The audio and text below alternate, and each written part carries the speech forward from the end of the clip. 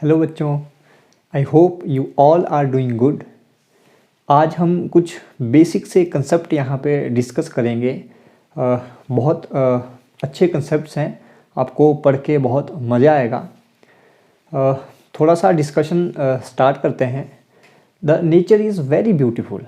आप डेली बहुत सारी ऑब्जर्वेशन इस नेचर में देखते होंगे। क्या आपने कभी सोचा है कि जो हमारा स्काई है उसका कलर ब्लू ही क्यों होता है? ये हमें किसी और कलर का, रेड कलर का क्यों नहीं दिखता? आपने ऑब्जर्व किया होगा रेनबो रेनी सीज़न में ही क्यों दिखाई देता है? जब सन राइज़ होता है तो आपने देखा होगा उसका जो कलर होता है वो उस टाइम पे रेडिश होता है। तो ऐसा क्यों होता है? पानी में अगर आप खुद को देखते हैं तो आपको खुद की इमेज इन्वर्टेड यानी उल्टी दिखाई देती है। ऐसा क्यों होता है? ऐसे बहुत सारे लाखों फिनोमिना इस नेचर में डेली बेसिस पर हम ऑब्ज़र्व करते रहते हैं। तो इसके पीछे क्या साइंस है, ऐसा क्यों होता है, इन्हीं चीज़ों को हम डिस्कस करेंगे। तो आज से हम जो स्टार्ट करने जा रहे हैं वो है क्लास 10th साइंस का फिजिक्स पार्ट, जो हम यहाँ पे डिटेल में डिस्कस करेंगे। तो आइए शुरू करते हैं वीडियो को।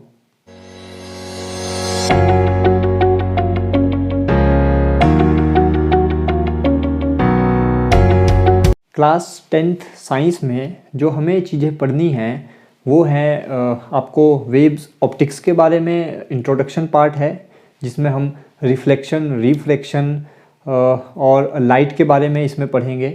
साथ में आपको इलेक्ट्रोस्टैट का भी कुछ पार्ट इंट्रोडक्शन पार्ट है, साथ ही मैग्नेटिक्स भी आपको यहाँ पे दी हुई है। तो आज जो स्टार्ट हम करने जा रहे हैं दैट इज़ अबाउट लाइट। अब ये जो लाइट वाला पार्ट आता है ये किस स्टडी के अंडर आता है? तो इस ओवरऑल स्टडी को हम बोलते हैं दैट इज़ ऑप्टिक्स। तो आपको पहले पता होना चाहिए ऑप्टिक्स क्या होती है। तो let us start. What do you mean bye optics? हालांकि इन सारे पार्ट्स को आप क्लास 12th में बहुत डिटेल में पढ़ोगे, यहाँ पे हमारे लिए सिर्फ इंट्रोडक्शन पार्ट है। तो जितना आप लोगों के सिलेबस के हिसाब से ज़रूरी है वो हम यहाँ पे डिस्कस करेंगे। आप अपना कॉपी पेन लेके नोट्स साथ में ज़रूर प्रिपेयर कीजिएगा, आपके लिए बहुत बेनिफिशियल रहने वाला है। तो सबसे पहले डिस्कस करते हैं कि ऑप्टिक्स क्या है। Optics is branch of physics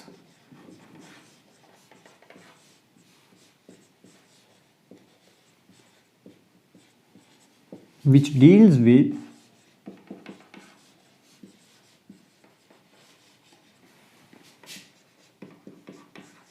study of light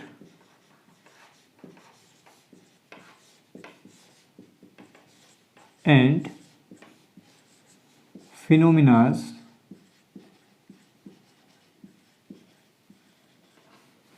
related to light।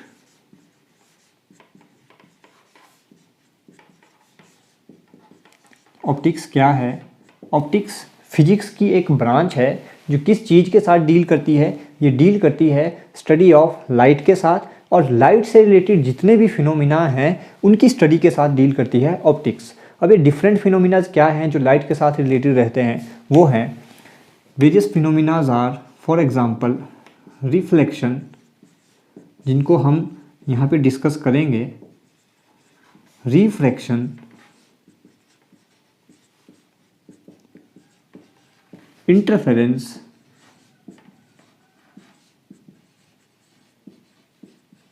Dispersion,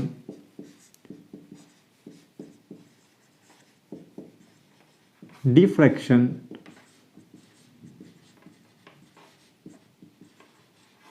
polarisation,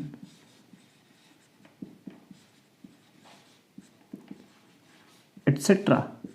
ये कुछ फिनोमिनाज हैं जो ऑप्टिक्स के साथ या लाइट की स्टडी के साथ जो रिलेटेड रहते हैं।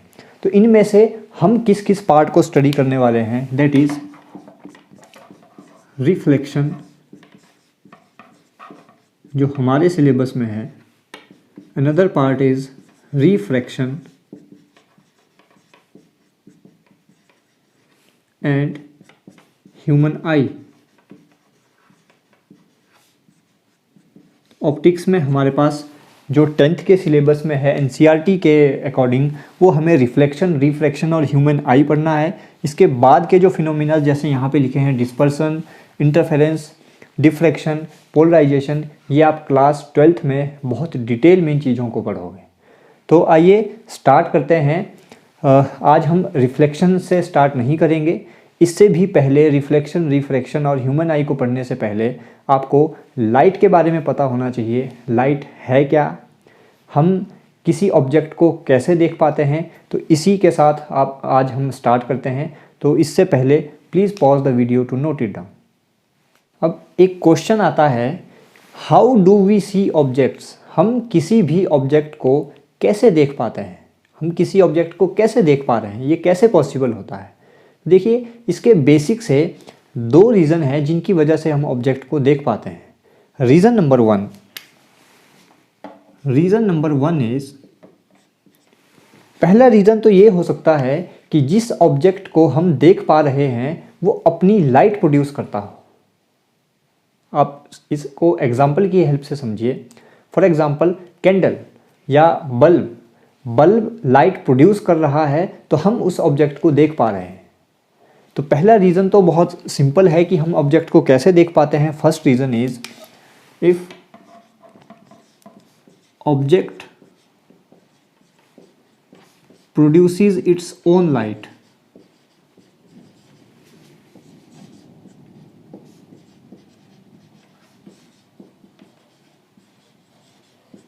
then we can see that object.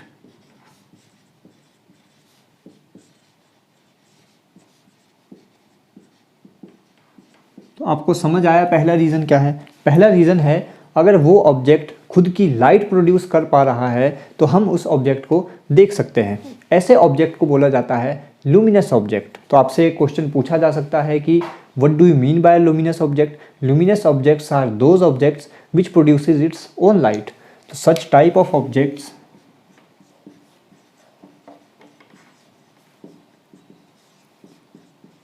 such types of objects which produces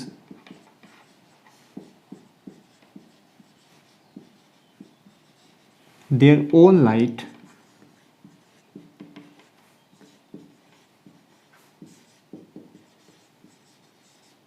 are called luminous objects.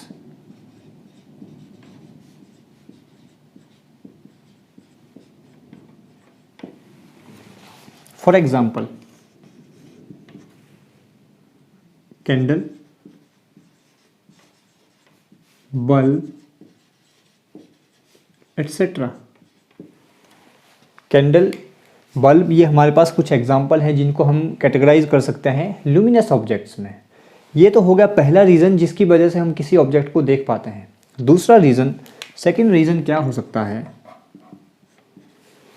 ऐसे ऑब्जेक्ट भी तो हैं जो अपनी लाइट प्रोड्यूस नहीं करते फिर भी हम उनको देख पा रहे हैं। फॉर एग्जांपल दिस मार्कर, हम इस मार्कर को देख पा रहे हैं। तो ये तो अपनी लाइट प्रोड्यूस नहीं कर पा रहा है, इसे हम कैसे देख रहे हैं। इसको देखने के पीछे रीज़न ये हो सकता है कि लाइट की रेज़ इस मार्कर पर आकर पड़ रही हैं और वो लाइट रेज़ इस मार्कर से टकरा के मेरी आइज़ पर आकर पड़ रही हैं, जिसकी वजह से मैं इस ऑब्जेक्ट को देख पा रहा हूँ। तो दूसरा रीज़न क्या हो सकता है, इफ़ अ लाइट रे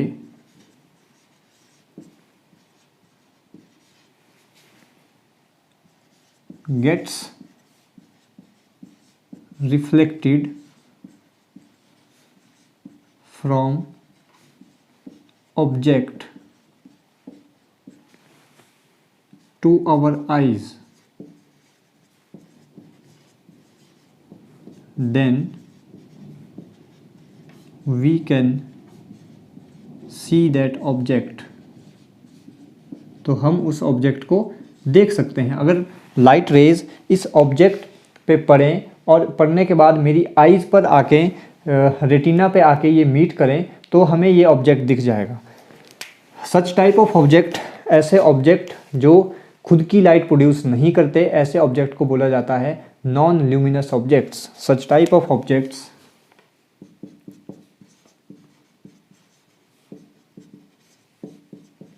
such types of objects which do not produce their own light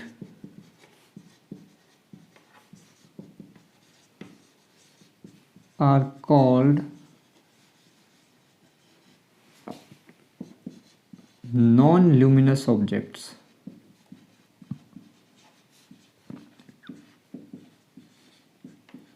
example में आप कुछ भी लिख सकते हो, for example pen, chair etcetera.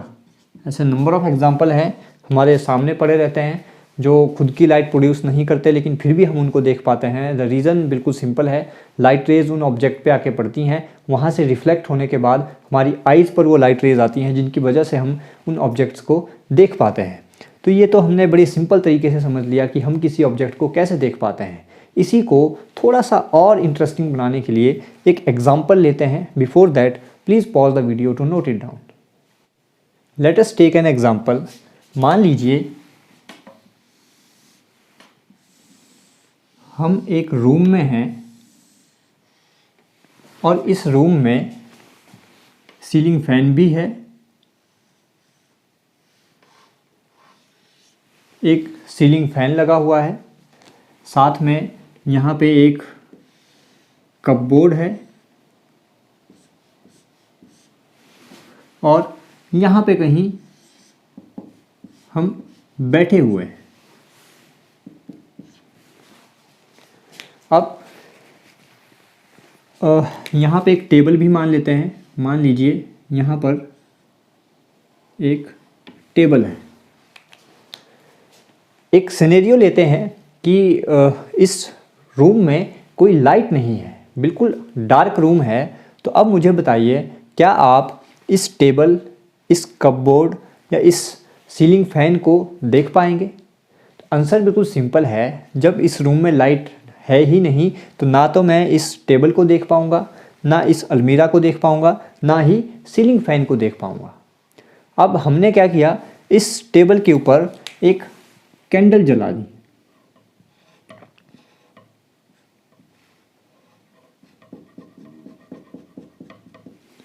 हमने इस टेबल के ऊपर एक कैंडल ब्लो कर दी।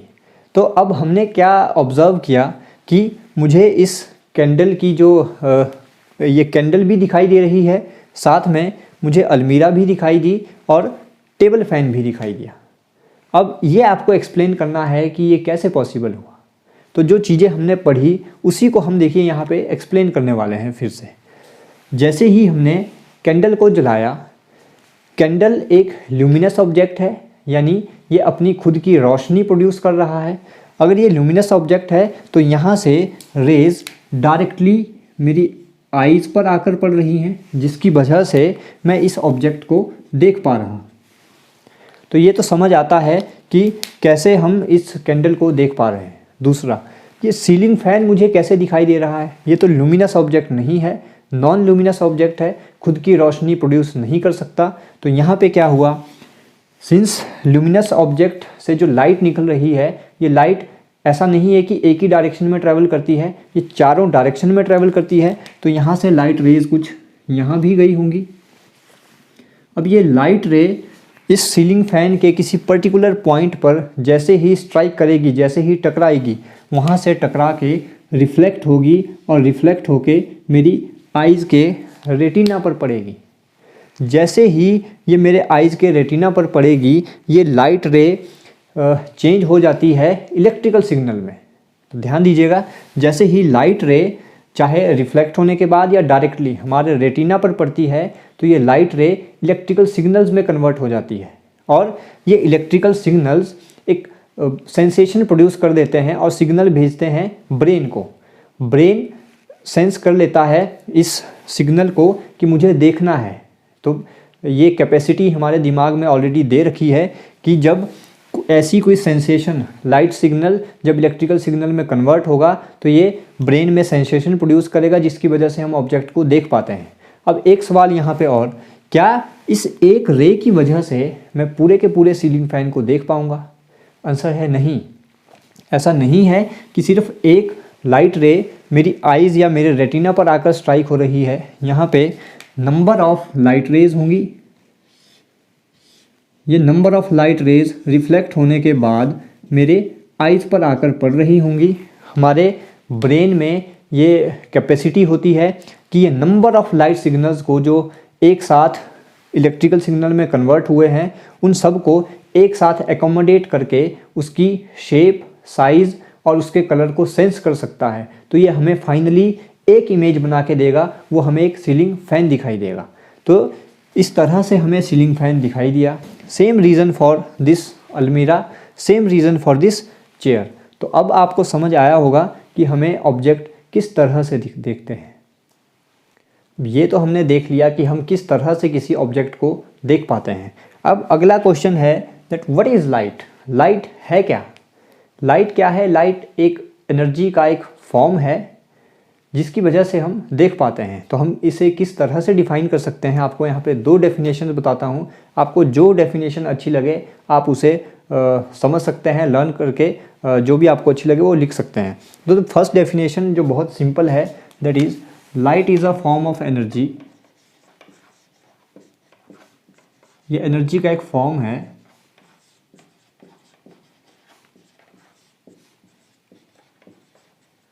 light is a form of energy due to which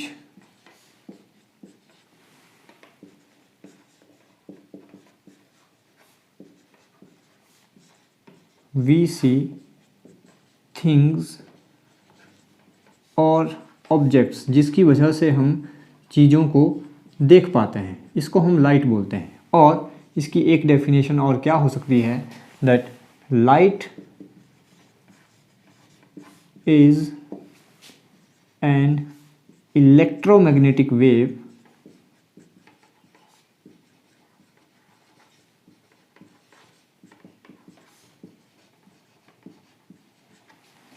which possesses energy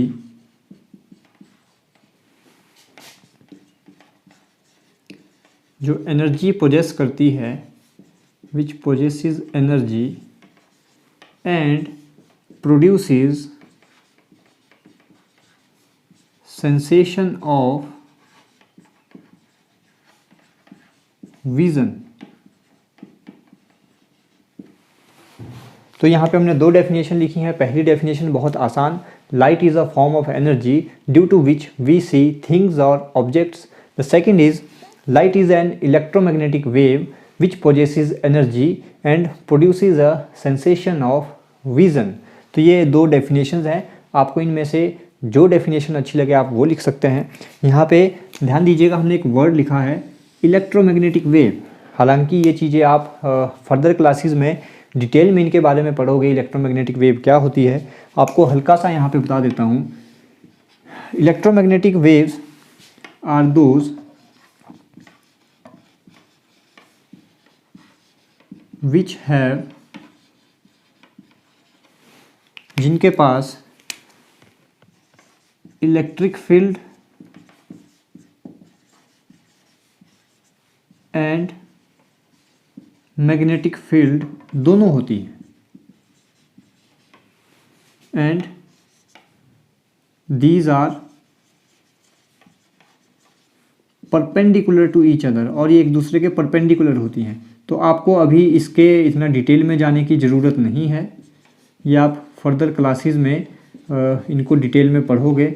आपको हल्का सा मैंने यहाँ पे बता दिया इलेक्ट्रोमैग्नेटिक वेव क्या होती है। इलेक्ट्रोमैग्नेटिक वेव्स वो वेव्स होती हैं जो स्पेस में प्रोपागेट करती हैं, जिनके पास इलेक्ट्रिक फील्ड होती है, मैग्नेटिक फील्ड होती है, दोनों की डायरेक्शन एक दूसरे के परपेंडिकुलर होती है, साथ ही प्रोपागेशन की डायरेक्शन के भी परपेंडिकुलर होती हैं। यानी प्रोपागेशन की डायरेक्शन, इलेक्ट्रिक फील्ड की डायरेक्शन और मैग्नेटिक फील्ड की डायरेक्शन, तीनों की डायरेक्शन एक दूसरे के परपेंडिकुलर होती है। तो ऐसी वेव्स को हम बोलते हैं इलेक्ट्रोमैग्नेटिक वेव्स। अब देखते हैं कि लाइट की प्रॉपर्टीज़ क्या हैं। Before that please pause the video to note it down. अब यहाँ पे देखते हैं कि लाइट की प्रॉपर्टीज़ क्या हैं। The very first property is light wave is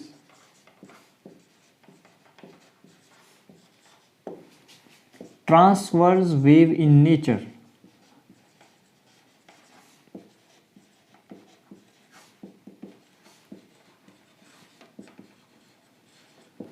अब ये ट्रांसवर्स वेव क्या होती हैं, ये भी आप फर्दर क्लासेस में बहुत डिटेल में पढ़ने वाले हो। इसका भी आपको यहाँ पे हल्का सा हिंट दे देता हूँ कि ट्रांसवर्स वेव क्या होती हैं। ट्रांसवर्स वेव वो वेव्स होती हैं, ये जिस भी किसी मीडियम में ट्रैवल करती हैं तो उस मीडियम के पार्टिकल के साथ जब ये स्ट्राइक करेंगी तो उस मीडियम के पार्टिकल इस वेव की प्रोपागेशन की डायरेक्शन के परपेंडिकुलर ऑसिलेट करते हैं। For example let this is the direction of propagation of wave. मान लीजिए वेव इस डायरेक्शन में प्रोपागेट कर रही है, तो मीडियम के पार्टिकल के साथ ये स्ट्राइक होती हुई आगे निकलेगी। मान लीजिए यहाँ पे कोई पार्टिकल है, यहाँ पे कोई पार्टिकल है, यहाँ पे कोई पार्टिकल है, तो ये पार्टिकल इसकी डायरेक्शन के परपेंडिकुलर ऑसिलेट करना स्टार्ट कर देते हैं कुछ इस तरह। ऐसी वेव को हम बोलते हैं ट्रांसवर्स वेव। तो ट्रांसवर्स वेव क्या होती हैं? Are those in which medium particles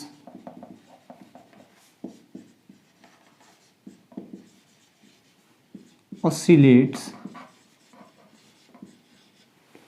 perpendicular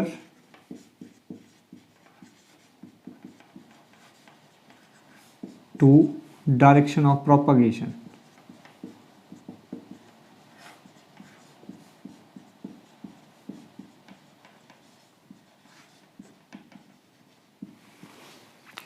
ये इसकी पहली प्रॉपर्टी है कि light wave is transverse wave in nature, और आपको ये हमने बता दिया कि ट्रांसवर्स वेव क्या होती है।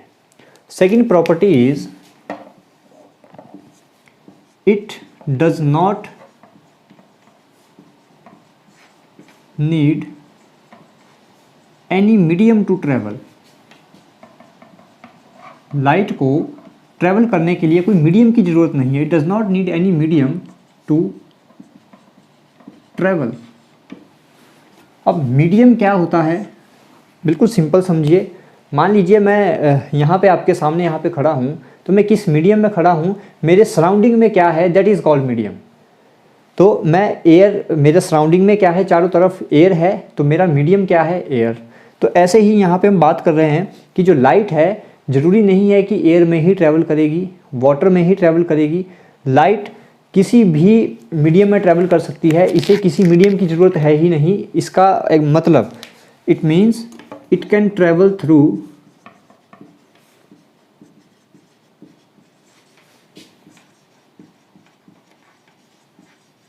Vacuum also. अब वैक्यूम क्या होता है? वैक्यूम वो है जहाँ पे एयर तक भी प्रेजेंट नहीं है। अब आप बोलेंगे कि इसे प्रूव करके बताइए कि लाइट वैक्यूम से ट्रैवल कर सकती है। तो इसका सबसे अच्छा एग्जांपल है हमारे पास सनलाइट, जो सन से अर्थ तक पहुंच रही है। अब आप पूछेंगे इसमें वैक्यूम कहाँ पे आया? तो मैं आपको बता दूं, अर्थ का जहाँ पे एटमॉस्फेयर, जहाँ तक अर्थ का एटमॉस्फेयर है वहाँ तक तो एयर प्रेजेंट है, यानी एक मीडियम एयर है। लेकिन जैसे ही अर्थ का एटमॉस्फेयर कुछ 1000 किलोमीटर ऊपर जाकर ख़त्म हो जाता है, उसके बाद स्पेस में, जिसको हम स्पेस बोलते हैं, स्पेस में ना एयर है और ना ही वहाँ पे कोई और मीडियम प्रेजेंट है। ऐसे मीडियम को हम वहाँ पे बोल देते हैं वैक्यूम। आपने देखा भी होगा जो स्पेस शिप्स जाते हैं उनमें जो भी जाता है वो साथ में ऑक्सीजन सिलेंडर लेके जाते हैं। अगर वहाँ पे एयर प्रेजेंट होती तो उनको ऑक्सीजन साथ ले जाने की ज़रूरत नहीं थी। इससे हमें पता चलता है कि स्पेस में एयर तक भी प्रेजेंट नहीं है, वहाँ पे कंप्लीट वैक्यूम है। तो इसीलिए हमने लिखा है कि लाइट जब सन से अर्थ तक पहुँच सकती है, स्पेस से होके आ रही है, यानी वहाँ पे एयर तक भी प्रेजेंट नहीं है, यानी वहाँ पे वैक्यूम है, तो हम बोल सकते हैं कि light can travel through vacuum. It does not require any medium to travel. इसी के साथ आप यहाँ पे लिख सकते हैं, this is the reason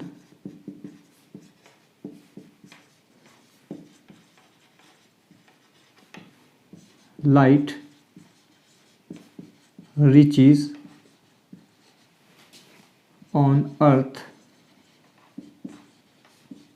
from sun। यही रीज़न है कि लाइट सन से अर्थ तक पहुंच जाती है। Property number 3, in an isotropic medium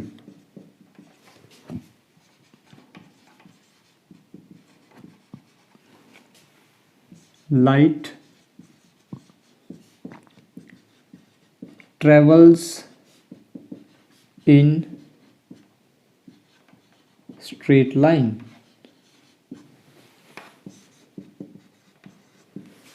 किसी भी आइसोट्रॉपिक मीडियम में जो लाइट है वो बिल्कुल सीधी लाइन में ट्रेवल करती है। आइसोट्रॉपिक मीडियम क्या है? आइसोट्रॉपिक मीडियम वो मीडियम होता है जिसमें प्रॉपर्टीज़ चेंज नहीं होती, प्रॉपर्टीज़ वही रहती हैं। इसी चीज़ को आप दूसरे तरीके से ये भी लिख सकते थे कि जब मीडियम एक ही है, मीडियम चेंज नहीं हो रहा है, तो लाइट बिल्कुल सीधी रेखा में ट्रेवल करती है। अगर मीडियम चेंज होता है, जैसे लाइट अभी एयर में से ट्रेवल कर रही है और वहाँ पे कहीं वाटर का सरफेस आ गया, तो अब लाइट की जो ट्रेवल की डायरेक्शन थी वो सीधी नहीं रहेगी। जैसे मान लीजिए ये इंटरफेस है, इसके ऊपर यहाँ पर एयर है, यहाँ पर वाटर है। अभी लाइट कुछ ऐसे ट्रेवल कर रही थी बिल्कुल सीधी लाइन में। जैसे ही मीडियम चेंज हुआ, एयर से हम वाटर में आए, अब लाइट सीधी ना रह के या तो कुछ ऐसे मुड़ेगी या कुछ ऐसे मुड़ जाएगी। तो ये लिखना बहुत ज़रूरी है, आइसोट्रॉपिक मीडियम और इन अ सेम मीडियम। आप यहाँ पे ये चीज़ मेंशन कर सकते हो। अगर आप ये चीज़ नहीं लिखते और सीधा ही लिखते हो कि light travels in a straight line, तो ये इनकम्प्लीट स्टेटमेंट है, ये ट्रू नहीं है। ये चीज़ लिखनी साथ में बहुत ज़रूरी है, अदरवाइज़ ये वाला एग्जाम्पल फिर एप्लीकेबल हो जाता है। तो आपको समझ आ गया होगा, अगर मीडियम चेंज होता है तो लाइट बिल्कुल सीधी नहीं रहेगी, वो अपने रास्ते से कुछ बेंड हो जाती है, जिसे हम रिफ्रैक्शन बोलते हैं, या फर्दर क्लासेस में हम पढ़ेंगे। तो ये साथ में ज़रूर लिखना कि इन एन आइसोट्रॉपिक मीडियम और in a same medium light travels in straight line. Property number 4, velocity of light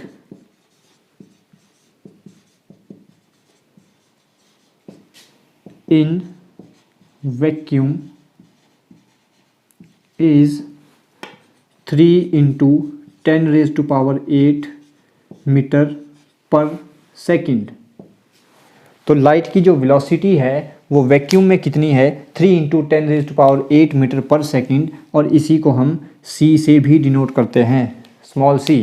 जहाँ पे भी आपको स्मॉल c लिखा हुआ मिले, समझ जाना कि ये लाइट की वेलोसिटी है, लाइट की स्पीड है। कहाँ पर? ये बहुत इंपॉर्टेंट है साथ में लिखना, वैक्यूम में। बिकॉज व्हेन, मैं यहाँ पे लिख भी दूंगा, पहले आपको बता देता हूँ। जैसे ही कोई वैक्यूम के अलावा कोई और मीडियम आता है, चाहे वो एयर हो, वाटर हो, ग्लास हो, अल्कोहल हो, ग्लिसरीन हो, जब भी लाइट इनमें से किसी मीडियम से पास करेगी तो लाइट की velocity 3 into 10 raise to power 8 metre per second नहीं रहती, इससे कम हो जाती है। इसका मतलब लाइट की ये मैक्सिमम वेलोसिटी है जो कहाँ पर होती है? वैक्यूम में। वाटर में लाइट की वेलोसिटी इससे थोड़ी कम होगी, अल्कोहल में से पास करेगी तो वहाँ पे कुछ और होगी, जैसे ही ग्लिसरीन में से पास करेगी वहाँ पे कुछ और होगी। यानी जैसे ही मीडियम चेंज होगा, लाइट की वेलोसिटी भी इससे कुछ कम होगी। ये मैक्सिमम वेलोसिटी है जो लाइट की होती है। When there is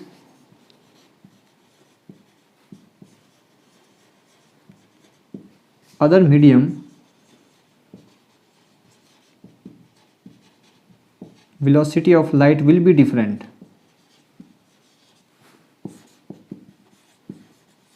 velocity of light will be different। 4 properties हमने लिखी हैं, एक लास्ट प्रॉपर्टी रहती है। उससे पहले please pause the video to note it down. Property number 5, जब लाइट किसी एक मीडियम से दूसरे मीडियम में ट्रैवल करती है तो देखिए लाइट के साथ क्या क्या हो सकता है। मान लीजिए ये लाइट ट्रैवल कर रही है, यहाँ पर मीडियम 1, यहाँ पर मीडियम कुछ और है, यहाँ पे मीडियम कुछ और है। मान लीजिए ऊपर एयर है और नीचे वाटर है। तो इस लाइट के साथ क्या क्या हो सकता है? हो सकता है इस लाइट का कुछ पार्ट वापस चला जाए, जिसको हम बोलते हैं रिफ्लेक्ट हो जाए। हो सकता है इस लाइट का कुछ पार्ट एब्जॉर्ब हो जाए। हो सकता है इस लाइट का कुछ पार्ट बाहर भी निकल जाए, जिसे हम बोलते हैं ट्रांसमिटेड लाइट। तो ये फिफ्थ प्रॉपर्टी लाइट की यही है, that when a ray of light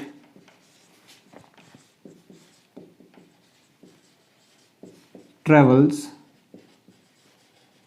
from one medium to another, a part of it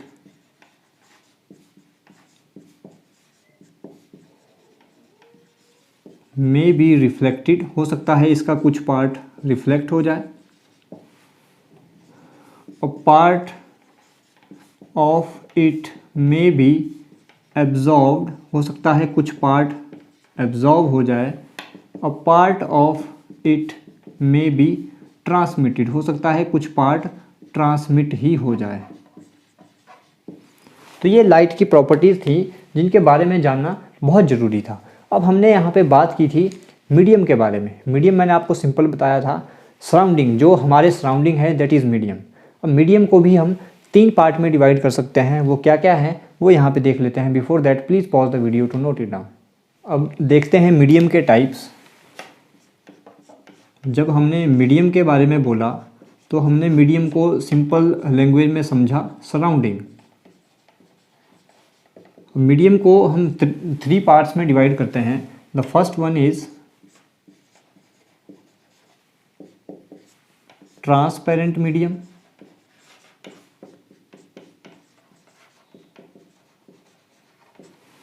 transparent medium वो मीडियम होता है जो अपने में से पूरी लाइट को पास होने देता है। Transparent medium are those which allows light to pass through it।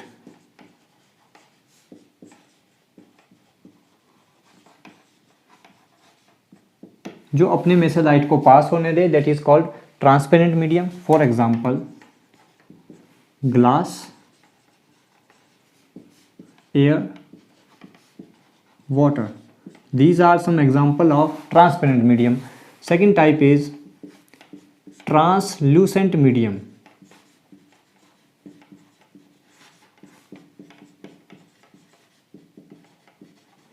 Translucent medium क्या होता है? Translucent medium are those which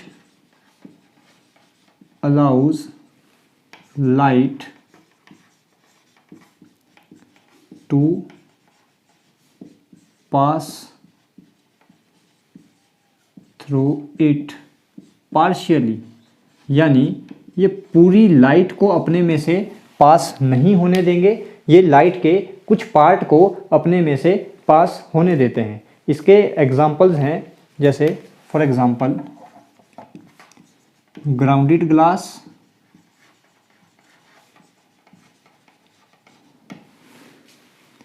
butter paper,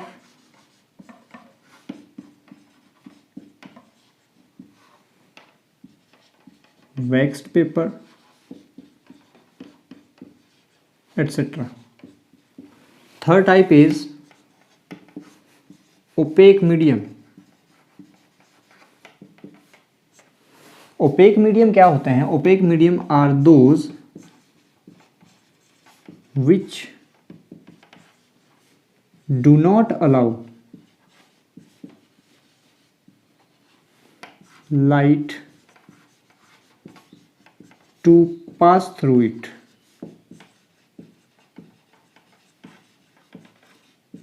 जो अपने में से लाइट को पास ही नहीं होने देते, ऐसे मीडियम को हम बोल देते हैं opaque medium. For example wood, steel, और इसके कुछ एग्जांपल हैं, इतना ही काफ़ी है, वुड, स्टील एट्सेट्रा। और भी नंबर ऑफ़ एग्जांपल हैं, वैसे हमारे लिए इतना ही जानना काफ़ी है। ट्रांसपेरेंट था जो अपने में से पूरी लाइट को पास होने देते हैं। ट्रांसल्यूसेंट था जो लाइट के कुछ पार्ट को अपने में से पास होने देते हैं। तीसरा था ओपेक। ओपेक मीडियम वो होते हैं जो अपने में से लाइट को बिल्कुल भी पास नहीं होने देते। एग्जाम्पल हमने देखे वुड, स्टील एट्सेट्रा। अब देखते हैं कि हम लाइट को रिप्रेजेंट कैसे करते हैं। Before that please pause the video to note it down. हमने लाइट के बारे में इतना कुछ पढ़ लिया। अब अगर मैं आपसे पूछूं कि लाइट को मैं रिप्रेजेंट कैसे करूं, यहाँ बोर्ड पे मुझे बताइए कि लाइट को मैं कैसे रिप्रेजेंट करूं, तो हम कैसे रिप्रेजेंट करेंगे। अब देखिए लाइट कैसे चलती है या क्या है ये हम नहीं देख पाते। हम देखते हैं ऑब्जेक्ट्स को देख रहे हैं, बल्ब जल रहा है तो बल्ब हमें दिख रहा है, लेकिन लाइट कैसे ट्रैवल हो रही है ये हमें नहीं दिखती। तो लाइट को हम अपने पेपर पर या यहाँ बोर्ड पर कैसे रिप्रेजेंट करते हैं। लाइट इज़ रिप्रेजेंटेड एज रे। हम एक रे की तरह लाइट को दिखाते हैं। लाइट इज रिप्रेजेंटेड एज रे। और हम रे को कैसे दिखाते हैं, with an arrow. This arrow head represent कि लाइट इस डायरेक्शन में ट्रेवल हो रही है। अगर एरो हेड को मैं इस साइड बनाता तो मुझे पता चल जाता कि लाइट यहाँ से इस तरफ को आ रही है। तो this arrow head represent the direction of light, कि लाइट किस डायरेक्शन में रिप्रेजेंट हो रही है। This single line is called ray of light. And if second, ऐसा तो नहीं है कि एक ही रे ऑफ लाइट होती है। अगर हमारे पास नंबर ऑफ रेज हैं, पैरेलल रेज हैं, this is called beam of light.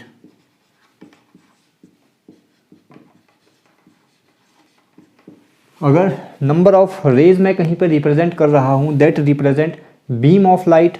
कहीं पर आपको ऐसा भी मिल सकता है। Third, number of light raise एक पॉइंट पर आकर मीट हो रहे हैं।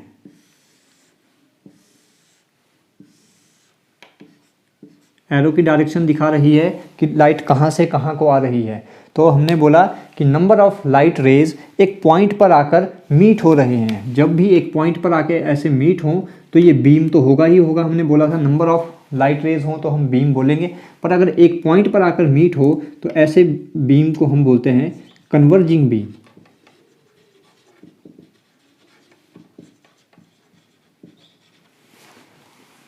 Number of light rays meeting at a point।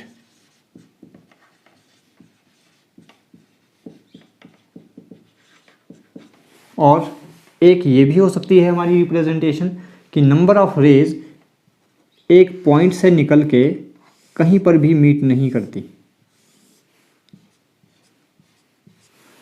Such type of beam is called diverging beam. Light diverge हो गई। तो ऐसे में क्या होगा, number of light rays do not meet at a point. तो ऐसे बीम को हम बोलेंगे डाइवर्जिंग बीम। तो ये थी रिप्रेजेंटेशन, हम लाइट को कैसे रिप्रेजेंट करेंगे। जब भी हम आगे रे डायग्राम कहीं पे ड्रॉ करते हैं तो ये चीज़ें जब आपको वहाँ पे दिखेंगी तो वहाँ पे अब हमें अलग से बताने की ज़रूरत नहीं है कि ये रे ऑफ लाइट है या बीम ऑफ लाइट है, कन्वर्जिंग बीम है या डाइवर्जिंग बीम है। आई होप आपको जितना भी हमने आज पढ़ा है वो समझ आया होगा। अगर आपको किसी भी टॉपिक में जो हमने आज पढ़ा है कोई डाउट रहता है तो आप ज़रूर पूछ सकते हैं। इसी को हम आगे नेक्स्ट लेक्चर में कंटिन्यू करेंगे। तब तक अच्छे से अपने नोट्स बनाइए और इन चीज़ों को अच्छे से रिवाइज़ कीजिए। Thank you so much.